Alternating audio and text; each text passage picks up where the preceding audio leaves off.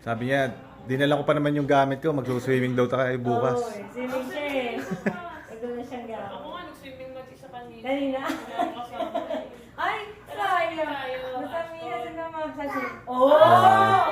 Swimming tayo mamaya. Bukas ng umaga, gigising ka ng umaga ha.